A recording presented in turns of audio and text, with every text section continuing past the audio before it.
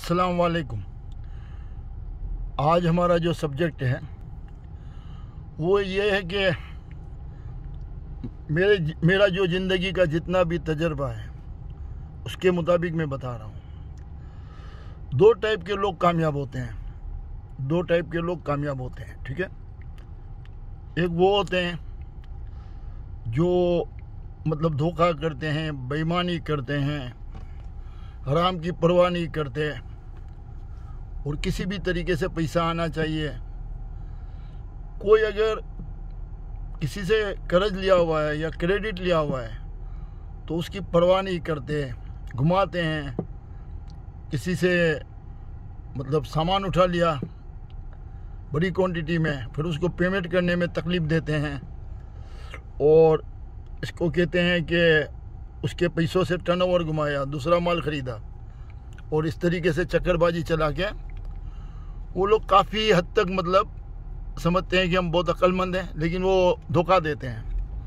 कोई आपके ऊपर भरोसा करता है, आपको माल दे देता है कि आप पेमेंट टाइम पे कर दोगे, लेकिन वो टाइम पे पेमेंट नहीं करके या और भी तरीके से बहुत चक्करबाजी चला के, मिसाल के तौर पे पाकिस्तान और इंडिया जैसे मुल्क में तो ये होता है कि मिसाल के तौर पे मोबाइल बेचने वाले, एग्ज़ाम्पल देता हूँ, बहुत लोग इसमें अच्छे भी हैं जो मतलब ओरिजिनल बैटरी को निकाल के कॉपी बैटरी उसमें डाल देते हैं, या बहुत मतलब चक्करबाजी चला के लोग पैसा बनाते हैं, ठीक है।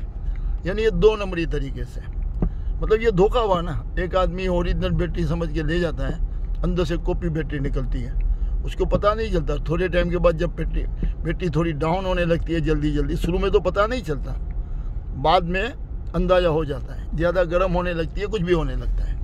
तो इसी तरीके से हमारे गेम के काम में भी ऐसा बहुत होता रहा, ठीक है ना।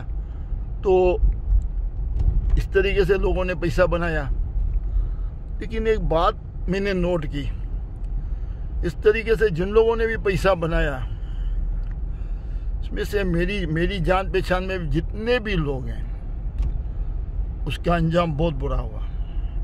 मैं दुबई में रहता हूँ, ये दुबई से डिफॉल्टर होके भागे, बैंकों का कर्ज है उनके ऊपर और वो वांटेड है, और हर जगह पे मतलब इनकी कोई इज्जत नहीं है।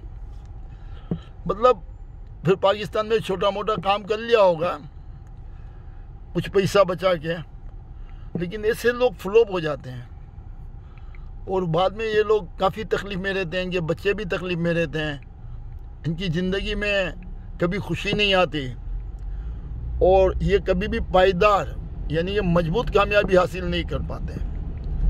एक तो ये लोग होते हैं, एक ये लोग होते हैं जिसके अंदर में ये क्वालिटी होती है। मैं उन लोगों की बात करता हूँ जो मेरी क्लास से, लो क्लास से उठा है। मैंने ज़िंदगी में ज़्यादा अहमियत दी कारोबार को, मैंने ज़िंदगी में जॉब बहुत कम की, ठीक है। मैं छोटा काम भी करता था ना, मिसाल के तौर पे कि मुझे किसी एक दुकानदार से प्लास्टिक के थैले ऐसे मिले कि मैंने ठेले पे बेचा, तो पहले दिन ही मुझे लगा कि ये तो बहुत माल बिकने वाला है, तो वो दुकानदार के पास में चला गया कि मुझे वो पूरा माल तुम्हारा बुक करना है, थोड़ी कम प्राइस कर दो, और वो पूरा माल मैंने उठा लिया और कम प्राइस उन्होंने कर दिया। मतलब पेमेंट तो मैं नहीं कर सकता था, कुछ डिपॉजिट लेके वो माल को बुक कर लिया और थोड़ी प्राइस भी उन्होंने कम कर दी और मैंने वो माल बेच के पैसा कमाया। मतलब मैंने रिस्क लिया। क्या लिया? मैंने रिस्क लिया। तो मैंने ये देखा, मैंने ज़िंदगी में छोटे छोटे काम में बहुत रिस्क लिया, फिर बड़े काम में भी रिस्क की आदत थी, और नौकरी को जब छोड़ा तो यही सोचा, जॉब छोड़ा तो मैं अपना काम करूँगा, चाहे छोटा काम करूँगा, अपना करूँगा। तो जाहिर बात है जब जॉब छोड़ा, वो भी हौसले की बात थी कि जॉब के बाद अगर मैं अपना काम करता हूँ, फ्लॉप जाता हूँ तो खाऊंगा कैसे, घर को क्या खिलाऊंगा, अपने घर को क्या दूंगा, वो रिस्क था। इसके बाद हर काम में छोटा मोटा रिस्क में लेता रहा और अल्लाह ताला ने मगर हक हलाल की कमाई, जो भी लिया अपनी जान पे खेला, जो भी किया अपनी जान पे खेला, किसी और के ऊपर नहीं। मिसाल के तौर पे मेरे पास 5 लाख रुपया है तो मैं 4 लाख का खेला, 3 लाख का खेला, कि अगर 2-3 लाख मेरा डूब जाएगा तो 2 लाख मेरे पास अभी भी होगा, ताकि मैं काम कर सकूँगा। मैंने कभी भी ऐसा नहीं किया, उस टाइप का रिस्क नहीं लिया कि पब्लिक के पैसे पे रिस्क नहीं लिया, किसी के भी पैसे पे रिस्क नहीं लिया, सिर्फ और सिर्फ अपनी कमाई पे रिस्क लेता रहा आज तक, अभी तक। न कभी बैंक से पैसा लिया, न कभी इंटरेस्ट दिया, न कभी इंटरेस्ट लिया, अल्हम्दुलिल्लाह। न कभी बैंक से पैसा लिया। मैंने सिर्फ जो अपनी कैपिटल बनती गई, मेरा जो असेट बनता गया, अल्लाह ताला का बहुत मेरे ऊपर करम रहा। मैं जो भी काम करता गया अल्लाह ताला उसमें बरकत देता गया। तो फाइनली तौर पे अल्लाह के करम से जो रिस्क लेता गया उसमें कामयाबी मिली। अगर 100 दफ़ा रिस्क लिया तो शायद 4-5 दफ़ा नाकाम रहा होऊंगा, बाकी मैं कामयाब होता रहा। तो क्योंकि नीयत अच्छी, बहुत लोगों की दुआएं, साथ में माँ बाप की दुआएं, भाई बहनों की दुआएं, बीवी बच्चों की दुआएं, बहुत गरीबों की दुआएं। अफकोर्स मैं दुआ के ऊपर बहुत भरोसा रखता हूँ। मैं रिस्क लेता था तो मेरे साथ इतनी दुआएं होती थी, तो अल्लाह ताला और रिस्क में मुझे कामयाब करता था। मैंने मिसाल दी आपको पथारे की। मैं सऊदी अरब में भी छोटा मोटा काम करता था, तो जहाँ भी मुझे कोई लगता था कि आइटम चल सकती है, तो वो दुकानदार के पास, अकेले के पास होती थी, तो पूरी क्वांटिटी बुक कर लेता था।